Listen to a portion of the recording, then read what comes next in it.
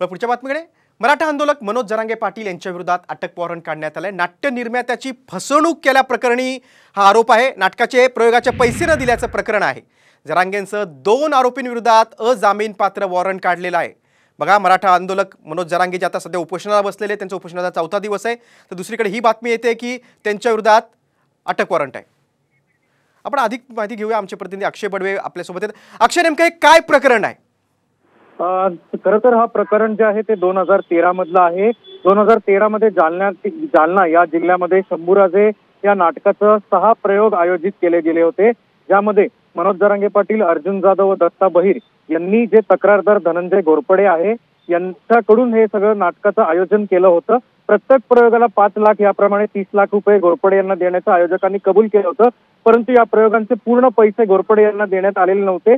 त्यामुळे त्यांनी न्यायालयात धाव घेतली होती आणि संपूर्ण प्रकरणी नंतर कोथरूडमध्ये गुन्हा दाखल करण्यात आला होता आणि त्यानंतर ही सगळी प्रक्रिया जी आहे ती न्यायालयात प्रविष्ट झाली होती आणि त्यानंतर आता न्यायालयाने मनोज जरांगे आणि इतर 2 साथीदार आहेत त्यांच्या विरोधात हे अटक वॉरंट जारी केलेलं आहे।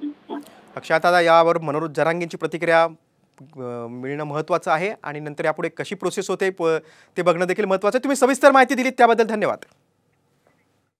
मनोज जरांगे विरोधात अटक वॉरंट आहे। एका नाटकाच्या निर्मात्याला पैसे दिले नाही, त्याची फसवणूक केल्याचा आरोप आहे। म्हणजे जुनं प्रकरण आहे, 2013चं प्रकरण आहे। जवळजवळ 11 वर्षांपूर्वीचं हे प्रकरण आहे।